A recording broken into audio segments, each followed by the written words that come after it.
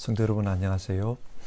오늘은 예수님께서 십자가에서 죽으신 것을 기념하는 성금요일입니다. 예수님의 고난과 그 고난 뒤에 숨어있는 하나님의 사랑을 생각하며 아침 예배를 드립시다. 먼저 사도신경으로 우리의 신앙을 고백하겠습니다. 나는 전능하신 아버지 하나님 천지의 창조주를 믿습니다. 나는 그의 유일하신 아들 우리 주 예수 그리스도를 믿습니다. 그는 성령으로 잉태되어 동정녀 마리아에게서 나시고 본디오 빌라도에게 고난을 받아 십자가에 못 박혀 죽으시고 장사된 지 사흘 만에 죽은 자 가운데서 다시 살아나셨으며 하늘에 오르시어 전능하신 아버지 하나님 우편에 앉아 계시다가 거기로부터 살아있는 자와 죽은 자를 심판하러 오십니다. 나는 성령을 믿으며 거룩한 공교회와 성도의 교제와 죄를 용서받는 것과 몸의 부활과 영생을 믿습니다. 아멘. 찬송가 150장, 통합찬송가 135장 갈보리산 위에 1절 부르고 기도하겠습니다.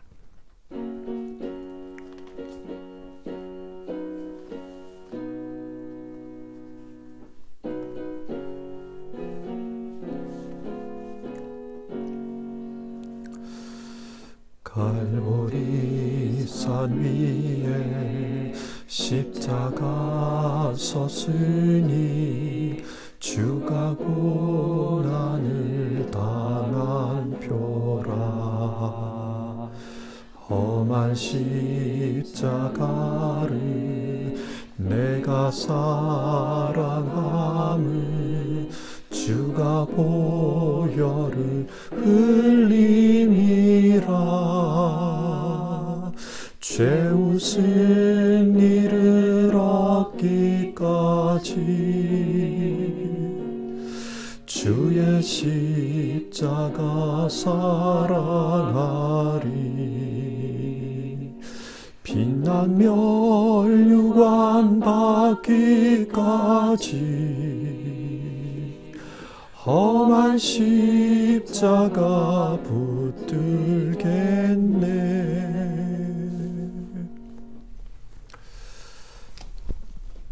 같이 기도하겠습니다. 우리의 죄를 사하기 위하여 십자가에 달려 보혈을 흘려주신 주님, 주님의 피로 죄 씻음을 받아 의롭게 된 저희들이 하나님 앞에 성금요일 예배를 드립니다. 성금요일 예배를 드리는 저희들에게 십자가의 사랑을 더욱 깊이 깨닫게 하시고 예수 보혈의 능력을 오늘 우리가 서 있는 이 자리에서 경험하게 하옵소서. 또 예비하신 은혜로 저희들의 심령에 역사하여 주셔서 예수님의 발자취를 따라 자기를 부인하고 자기 십자가를 지고 예수님을 따라가는 그런 제자의 삶으로 응답하기 원하오니 주여 우리를 도와 주옵소서. 이 모든 말씀 십자가에서 우리의 죄를 사하여 주신 예수님의 이름으로 기도드립니다. 아멘. 오늘 살펴보실 하나님의 말씀은 신약성경 누가복음 23장 44절에서 49절의 말씀입니다. 23장 44절에서 49절 한 절씩 교독합니다. 어느덧 낮 12시쯤 되었는데 어둠이 온 땅을 덮어서 오후 3시까지 계속되었다. 해는 빛을 잃고 성전의 휘장은 한가운데가 찢어졌다. 예수께서 큰 소리로 부르짖어 말씀하셨다. 아버지, 내 영혼을 아버지 손에 맡깁니다. 이 말씀을 하시고 그는 숨을 거두셨다. 그런데 백부장은 그 일어난 일을 보고 하나님께 영광을 돌리며 말하였다. 이 사람은 참으로 의로운 사람이었다. 구경하러 모여든 무리도 그 일어난 일을 보고 모두 가슴을 치면서 돌아갔다. 예수를 아는 사람들과 갈릴리에서부터 예수를 따라다닌 여자들은 다 멀찍이 서서 이 일을 지켜보았다. 아멘.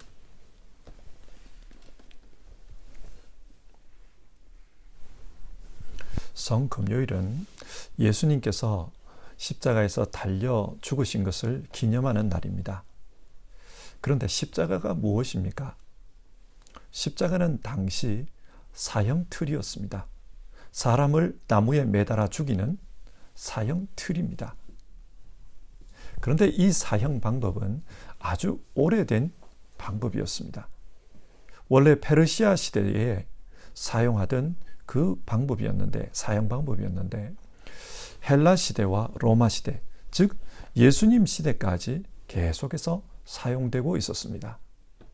이 사형 방법이 계속 사용되었던 이유는 가장 고통스러운 사형 방법이었기 때문입니다. 그래서 반역자나 흉악범과 같은 죄인들을 죽이며 이런 죄를 지으면 당신도 이 사람처럼 끔찍하게 죽을 것이다. 한마디로 시범 케이스로 보여주는 그런 사형 방법이었습니다. 그러면 십자가형이 왜 그렇게 고통스러운 사형 방법이었을까요? 모든 사형은 사실 고통이 따르게 마련입니다. 그런데 십자가형이 가장 고통스러운 이유는 천천히 그리고 오랫동안 고통을 당하게 하기 때문입니다. 비교해서 생각해 보면 총살형이나 교수형은 순식간에 사형수가 죽습니다. 고통의 순간이 짧습니다. 하지만 십자가형은 긴 경우 3일에서 4일씩이나 죽지 않고 고통을 당했다고 합니다. 손목과 발목뼈에 지름 1cm에 가까운 그런 못을 박아서 뼈가 부러진 채로 수일씩이나 피를 흘리며 고통을 당합니다. 이 사형 방법이 너무 잔인했기 때문에 로마는 로마 시민권자에게는 십자가형을 내리지 않았습니다. 그런데 예수님께서 이런 십자가에 달려 죽으신 것입니다. 누가복음 23장은 예수님께서 십자가에 달리셨을 때 어떤 일이 있었는지 그것에 대해 말씀해 줍니다. 오늘은 그 말씀을 살피면서 하나님께서 예수님의 십자가를 통해 우리에게 어떤 메시지를 전해 주시려고 하시는가, 그것에 대해 생각해 보고자 합니다.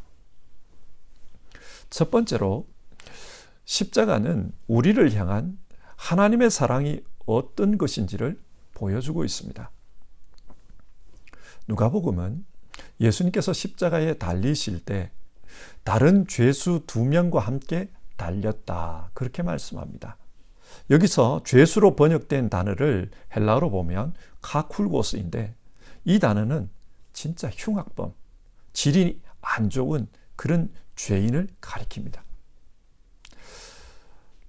그런데 마가복음과 비교해 보면 마가복음은 강도 2사람과 함께 예수님이 십자가에 달렸다, 그렇게 말합니다. 여기서 강도는 헬라어로 레스타스인데 좋게 번역하면 독립운동가입니다. 이렇게 보면 십자가에 달린 사람은 동일한데 그 사람들에 대한 표현이 다릅니다. 마가복음은 독립운동가들과 함께 달렸다고 하고 누가복음은 범죄자와 함께 달렸다고 합니다. 왜 이렇게 다르게 기록하고 있는 것일까요? 그것은 마가복음과 누가복음이 말하고자 하는 강조점이 다르기 때문입니다. 마가복음은 예수님을 이 땅에 하나님 나라를 가져오신 하늘의 왕으로 설명합니다. 당시 세상은 마귀의 권세 아래에 있었습니다. 그래서 그 마귀 때문에 사람들이 고통을 당하며 그렇게 살고 있었습니다. 그런데 예수님께서 하늘로부터 오셔서 그 마귀의 권세를 몰아내십니다. 진짜 주인이 오셔서 가짜를 몰아낸 겁니다. 이것을 다르게 표현하면 예수님은 하나님 나라를 위한 독립운동을 하신 것입니다.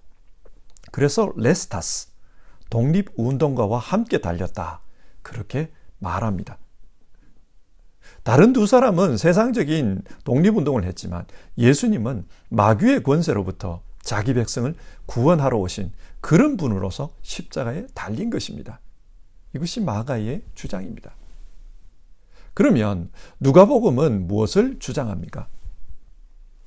예수님은 하나님 나라의 왕이십니다. 세상의 황제, 로마의 황제와 대비되는 하나님 나라의 왕이십니다. 그래서 예수님의 탄생 과정을 보면 그때 왕이었던 가이사와 대비시키는 그런 장면이 많이 나와요. 그리고 누가복음 23장을 보아도 유대인의 왕, 주님의 나라 이런 표현들을 자주 사용하는 것을 볼 수 있습니다. 그런데 하나님 나라의 왕으로서 예수님은 어떤 일을 하셔야만 했습니까? 누가복음 4장 19절 예수님은 공생애를 시작하시면서 이런 설교를 하셨습니다. 주님의 은혜의 해를 선포하게 하셨다. 이사야서의 말씀을 읽고 공생애를 시작하십니다. 주님의 은혜의 해, 즉 영적인 회복을 위해 이 땅에 오셨다고 했습니다. 그래서 죄로 말미암아 하나님 나라를 잃어버린 인간, 그들에게 하나님 나라를 회복하기 위해 이 땅에 오셨다는 겁니다. 인간이 세상의 주인 행세를 하면서 하나님 나라 백성들을 짓누릅니다. 그런 상황 속에서 하나님 나라를 회복해 하기 위해 기꺼이 기업 물을 자가 되시려고 이 땅에 오셨습니다. 그래서 대신해서 몸값을 치러줍니다. 그가 찔린 것은 우리의 허물 때문이고 그가 상처를 받은 것은 우리의 약함 때문이다. 그가 징계를 받음으로써 우리가 평화를 누리고 그가 매를 맞음으로써 우리의 병이 나았다. 예수님은 하나님 나라의 왕으로서 기꺼이 자기 백성을 위해 몸값을 치러주셨습니다. 그래서 범죄자와 같은 죄의 상태에 놓인 자기 백성, 그 백성을 위해 십자가에 달리신 겁니다. 범죄자들과 함께 십자가에 달렸습니다. 그것이 누가의 주장입니다. 그러나 사람들은 이런 사실을 몰랐습니다. 그렇기 때문에 예수님을 십자가에 매달고 비웃고 조롱했습니다. 뭐라고 조롱했습니까?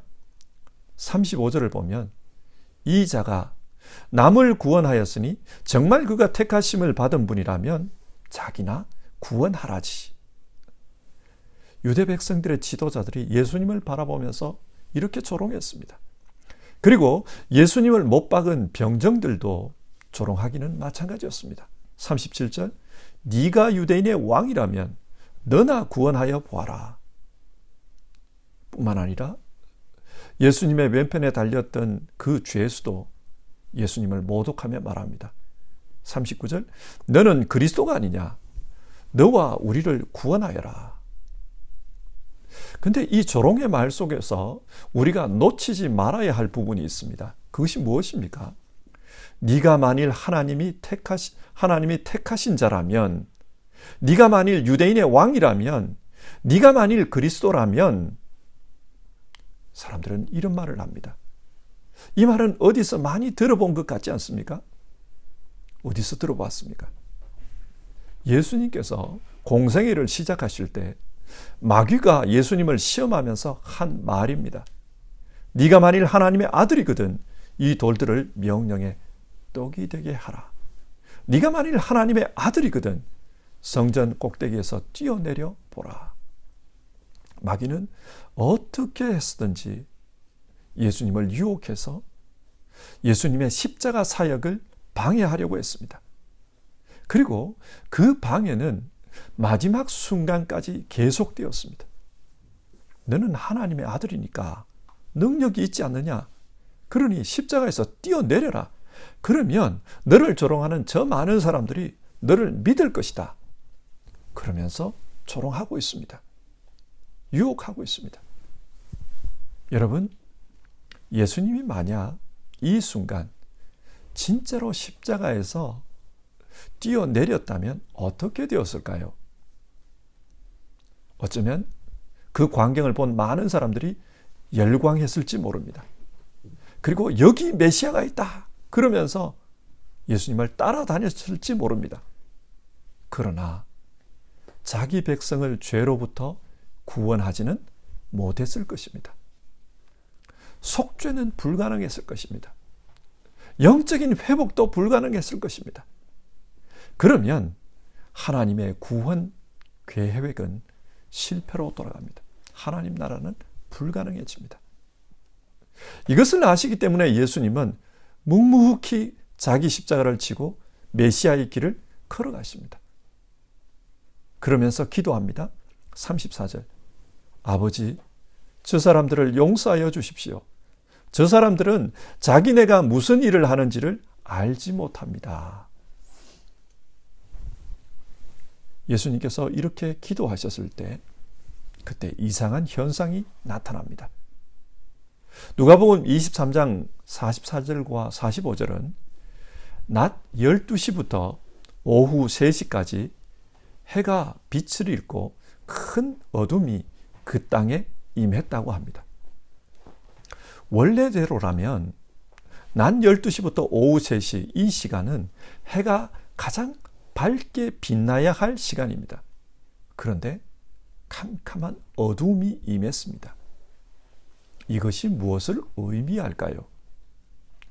예레미야 13장 16절.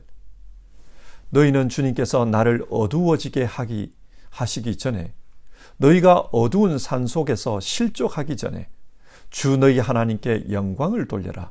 그때에는 너희가 빛을 고대해도 주님은 빛을 어둠과 흑암으로 바꾸어 놓으실 것이다. 이 말씀은 하나님의 심판에 대한 말씀입니다. 하나님의 심판이 임할 때 그때에는 빛이 어둠과 흑암으로 바뀌어질 것이다. 그렇게 말씀했습니다. 그러니까 지금 예수님은 하나님의 심판을 받고 계시는 것입니다. 마가복음을 보면 이때에 예수님께서 엘리 엘리 라마 사박다니, 나의 하나님 나의 하나님 어찌하여 나를 버리셨나이까, 그렇게 부르짖었다고 합니다. 우리의 죄 때문에 심판을 받으신 것입니다. 자, 여기서 한번 생각해 봅시다. 하나님께서 이 십자가를 통해 주시는 메시지가 무엇입니까? 이 십자가는 우리를 향한 하나님의 사랑이 나타난 것입니다. 그래서 하나님 나라의 왕이 자기 백성을 위해 흉악범처럼 그렇게 십자가에 달려 죽으십니다. 뿐만 아니라 자신을 조롱하고 모독하는 그런 사람들을 위해 그 십자가에서 기도하십니다. 저들의 죄를 용서하여 주시옵소서. 하나님, 몰라서 저릅니다. 용서하여 주시옵소서. 그리고 묵묵히 사람들의 비난 소리가 빗발치는 그 가운데 묵묵히 인간의 죄값을 치르십니다. 여러분, 하나님께서 우리를 위해 죽으셨다. 이 말이 어떤 의미인 것 같습니까? 하나님께서 우리의 몸값을 지불하기 위해 예수님을 희생하셨다는 말인데, 이 말은 하나님께서 우리의 가치를 예수님만큼 중요하게 보셨다는 말입니다. 때론 우리는 자기 자신에 대해 증오하고 또 자기 비하하기도 합니다. 늘 믿음으로 살려고 결심하지만 돌아보면 연약하기 끝이 없는 그런 자신의 모습을 볼 때 우리는 자신에 대해 실망합니다. 하나님 앞에서 원래는 좀 더 나은 삶을 살겠습니다. 그렇게 결심하고 한 해를 시작했지만 돌아보면 여전히 못난 자신의 모습을 발견할 때 우리는 자기 자신에 대해 한숨 쉬게 됩니다. 뿐만 아니라 내 안에 있는 죄성을 볼 때, 위선적인 모습을 볼 때, 나의 입술은 주님을 닮은 것 같지만 나의 자아는 욕망을 쫓아 쉼없이 달려가고 있는 그런 모습을 볼 때 우리는 자기 자신에 대해 절망합니다. 그러나 하나님은 그런 우리를 위해 예수님을 몸값으로 지불해 주셨습니다. 우리를 얼마나 가치 있게 생각하는지가 이 사건에서 드러납니다. 하나님은 우리를 예수님만큼 가치 있게 그렇게 생각하십니다. 이 십자가는 우리를 향한 하나님의 사랑이 잘 나타나 있는 곳입니다. 그래서 이 십자가를 현장에서 보았던 사도 요한은 훗날 이렇게 고백하고 있습니다. 요한일서 4장 9절과 10절의 말씀인데요. 하나님의 사랑이 우리에게 이렇게 드러났으니 곧 하나님이 자기 외아들을 세상에 보내주셔서 우리로 하여금 그로 말미암아 살게 해주신 것입니다. 사랑은 이 사실에 있으니 곧 우리가 하나님을 사랑한 것이 아니라 하나님이 우리를 사랑하셔서 자기 아들을 보내어 우리의 죄를 위하여 화목 제물이 되게 하신 것입니다. 하나님이 우리를 사랑하셨습니다. 우리가 하나님을 사랑한 것이 아니라 하나님이 우리를 먼저 사랑하셨습니다. 십자가는 우리를 향한 그 하나님의 사랑이 나타난 것입니다. 두 번째로 십자가는 하나님의 능력이 나타난 곳임을 말씀하고 있습니다. 본문 45절을 보면 예수님께서 숨지실 때 성전의 휘장 한가운데가 찢어졌다고 합니다. 여기서 성전의 휘장은 성전 안에서 성소와 지성소를 구분하던 휘장을 가리킵니다. 지성소에는 하나님의 임재가 나타나는 언약궤가 모셔져 있습니다. 그곳에 하나님의 영광이 나타납니다. 그래서 사람들은 그곳에 함부로 들어갈 수가 없었습니다. 왜냐하면 하나님의 영광을 직접 보면 그 사람은 죽기 때문입니다. 어쩌면 이 휘장은 사람들의 생명을 보존하기 위한 그런 장치였습니다. 그런데 이 휘장이 찢어졌습니다. 이것이 무엇을 의미할까요? 신학자들은 그 의미를 두 가지로 해석합니다. 하나는 당시 성전에 대한 하나님의 심판이라는 것입니다. 휘장이 찢어져서 사람들이 그 영광을 보면 곧 죽게 될 것이고, 그러면 성전은 제 기능을 하지 못하는 곳이 됩니다. 성전이 제 기능을 하지 못하니 무너져야 합니다. 따라서 성전의 휘장이 찢어졌다는 말은 성전에 대한 하나님의 심판을 나타낸다는 것입니다. 언젠가 예수님은 성전에서 장사하기 바쁜 그 사람들을 보며 이 성전을 강도의 구렬로 만들어버렸다, 그렇게 비난하면서 그 상을 뒤엎은 적이 있습니다. 그때 예수님은 이 성전을 허물라, 그러면 내가 사흘 안에 다시 일으키리라 말씀하셨습니다. 요한복음을 보면 사흘 만에 다시 일으켜 세울 그 성전은 예수님의 몸을 가리키는 것이다, 그렇게 말씀하고 있습니다. 무슨 말입니까? 성전 휘장이 찢어진 이 사건은 이제 구약시대의 성전은 끝났다는 것입니다. 그리고 새로운 성전 시대가 열렸습니다. 그 성전은 예수님의 몸입니다. 예수님의 몸, 즉 교회입니다. 자, 여기서 성전의 휘장이 찢어진 이 사건에 또 다른 의미가 나오는데, 이 새 성전에서, 예수님의 몸인 이 새 성전에서 하나님께로 나아갈 온전한 길이 열렸다, 그런 의미입니다. 히브리서 10장 20절의 말씀입니다. 예수께서는 휘장을 뚫고 우리에게 새로운 살 길을 열어주셨습니다. 그런데 그 휘장은 곧 그의 육체입니다. 예수님께서 십자가에서 죽으심으로 말미암아 우리를 위한 몸값을 지불해 주셨습니다. 우리의 죄값을 지불해 주셨습니다. 속죄의 피를 흘려 주셨습니다. 그래서 우리는 그 예수님과 함께 하나님의 은혜의 보좌 앞으로 담대히 나갈 수 있게 되었습니다. 하나님의 영광에 참여할 수 있는 그런 사람이 되었습니다. 이것이 바로 하나님의 능력입니다. 바울 사도는 이 십자가에 하나님의 능력이 나타났다, 그렇게 말합니다.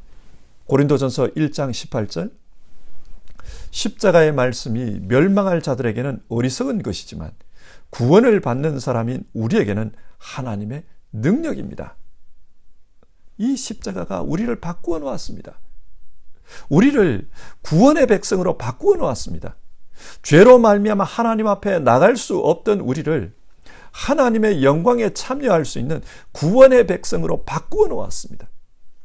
이것이 십자가에 나타난 하나님의 능력입니다. 자, 오늘 본문은 이 하나님의 능력을 어떻게 말씀하시는지를 잘 보십시오. 본문 47절, 십자가 사형을 주도하던 백부장이 이런 말을 합니다. 이 사람은 참으로 의로운 사람이었다. 다른 복음서에서는 이 말씀을 그는 참으로 하나님의 아들이었다, 그런 말을 합니다. 조금 전까지만 해도 조롱하고 비방하던 그 사람이 변화되었습니다.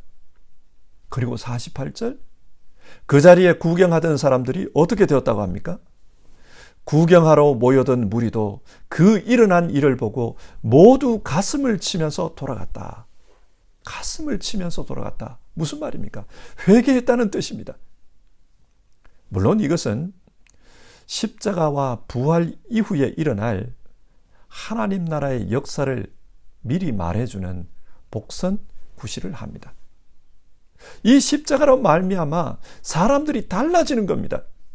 이 십자가는 사람들을 변화시키는 하나님의 능력이 나타난 것입니다. 하나님은 이 사실을 통해 오늘 우리에게 이 십자가의 능력 붙들고 살라, 우리에게 그것을 말씀해 줍니다. 때로는 변하지 않는 자기 자신을 보며 낙심할 수 있습니다. 그러나 예수 십자가의 능력이 우리의 삶을 바꾸고 있다, 성경 그렇게 말씀해 줍니다.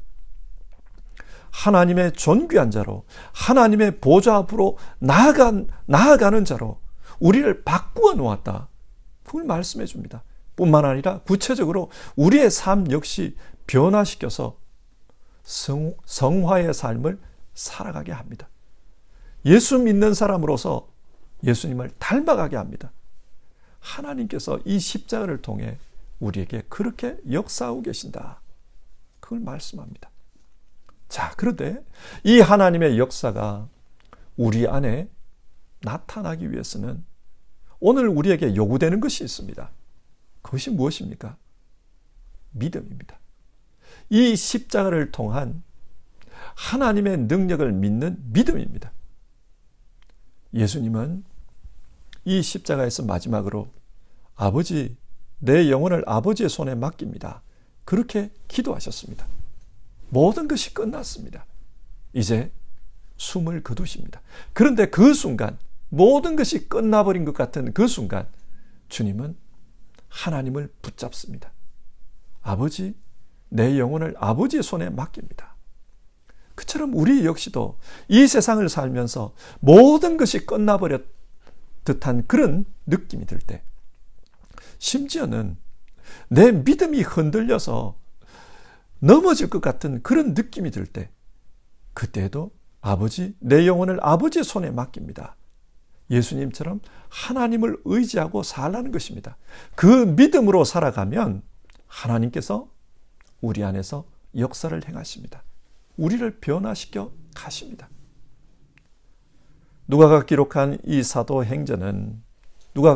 사도행전은 이런 변화의 역사에 대해서 잘 증언해주고 있습니다. 겁쟁이였고 예수님을 배신했던 그 베드로가 담대한 복음의 증인이 되어서 살아가는 모습을 말씀합니다. 예수님의 원수였던 바울이 복음의 최전선에 선 사도로서 살아가는 모습을 보여줍니다. 그래서 무수한 증인들이 땅끝까지 이르러 복음 전하는 모습을 사도행전은 우리에게 말해주고 있습니다. 하나님의 역사가 믿음을 통해 나타난 것입니다. 우리 역시 아버지, 내 영혼을 아버지의 손에 맡깁니다, 그 믿음으로 살아가면 예수 십자가의 능력이 오늘 우리 안에서도 역사하실 것이다, 성경 그렇게 말씀합니다. 아니, 지금 역사하고 있습니다. 우리는 이것을 믿으며 담대하게 살아가야 합니다. 성경은 우리에게 그것을 말씀합니다. 말씀을 맺겠습니다. 성금요일은 예수님의 십자가를 생각하며 막연히 슬퍼하는 날이 아닙니다. 왜냐하면 그 십자가에 달리셨던 주님은 지금 하나님 나라에서 하나님 보좌 우편에서 이 세상을 다스리고 계시기 때문입니다. 예수님은 지금 죽어 계시는 분이 아닙니다. 살아 계시는 분입니다. 그러므로 우리가 성금요일을 보내면서 할 일은 죽은 자를 생각하며 슬퍼하는 그것이 아니라 예수님께서 이 십자가를 통해 우리에게 무슨 일을 하셨나, 또 이 십자가 사건을 통해 우리에게 무슨 말씀을 들려주시려고 하시는가, 그것을 생각하는 것입니다. 예수님은 이 십자가를 통해 얼마나 우리를 사랑하셨는지, 또 우리를 얼마나 가치 있게 생각하셨는지 그것을 보여주고자 하십니다. 내가 너를 위해서 내 목숨을 버렸다. 너는 나만큼이나 가치 있는 존재다. 예수님은 그것을 말씀하십니다. 주님의 사랑의 크기를 보여주십니다. 그리고 그 십자가의 능력으로 새로운 삶을 살라 우리에게 그것을 말씀합니다. 십자가는 사람을 변화시켰습니다. 십자가를 믿는 그 믿음을 통해 하나님의 능력이 우리에게 전해옵니다. 그래서 우리를 변화시켰습니다. 하나님과 원수였던 우리가 하나님의 보좌 앞으로, 은혜의 보좌 앞으로 담대히 나갈 수 있게 되었고 하나님의 영광에 참여할 수 있게 되었습니다. 뿐만 아니라 하나님의 그 십자가 능력이 오늘 우리에게 임하여서 우리로 하여금 하나님의 사람으로 살아가게 하십니다. 그래서 오늘 이 시대를 살아가는 우리에게 하나님의 사람으로 살라, 하나님의 역사를 나타내는 증인으로 살라, 그것을 부탁하고 있습니다. 오늘 예수님의 십자가를 생각하며 주님의 사랑과 주님의 능력으로 새로워지는 우리 모두 되기를 주님의 이름으로 권면합니다.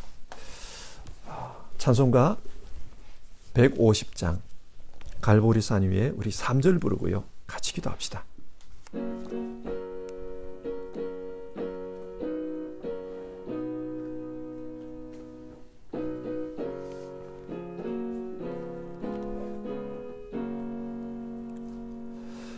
험한 십자가에 주가 흘린 피를 믿는 마음으로 바라보니 나를 용서하고 내 죄 사시려 주가 흘리신 보혈이라. 죄 웃을 일을 얻기까지 주의 십자가 사랑하리. 빛난 면류관 받기까지 험한 십자가 붙들겠네. 자, 이 시간 오늘 말씀을 생각하면서 조용히 기도하는 시간을 가져봅시다. 예수님의 십자가를 생각하는 가운데 예수님께서 우리를 얼마나 사랑하셨는가, 또 예수님께서 지금 우리가 어떻게 살아가기를 원하시는가, 그 주님의 마음을 생각하면서 같이 기도합시다. 주님은 우리가 주님의 사랑으로 또 주님의 능력으로 그렇게 새로운 삶을 살기를 원하십니다. 우리 그거 생각하면서 같이 기도합시다.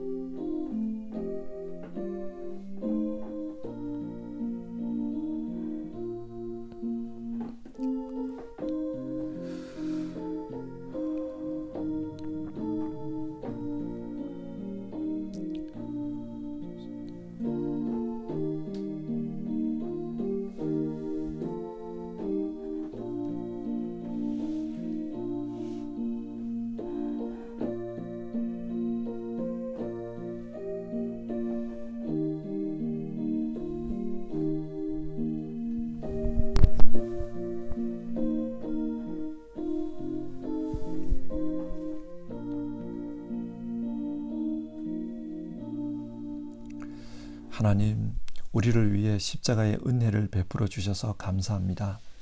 우리는 하나님 앞에 감히 설 수 없는 그런 죄인이었지만 우리를 위해 예수님께서 직접 몸값을 지불해 주심으로 말미암아 하나님의 은혜의 보좌 앞에 나갈 수 있게 되었습니다. 그래서 우리는 회복의 은혜, 새로운 삶을 살 수 있는 은혜를 누리게 되었습니다.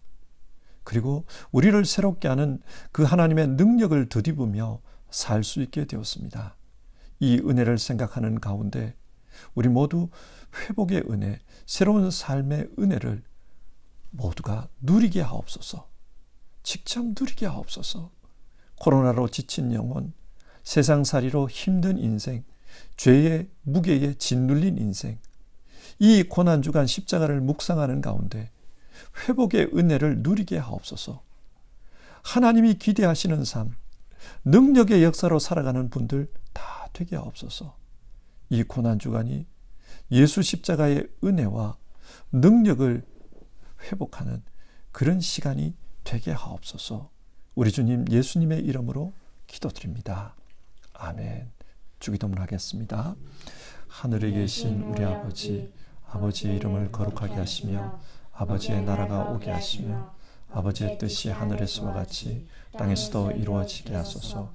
오늘 우리에게 일용할 양식을 주시고 우리가 우리에게 잘못한 사람을 용서하여 줄 것 같이 우리 죄를 용서하여 주시고 우리를 시험에 빠지지 않게 하시고 악에서 구하소서.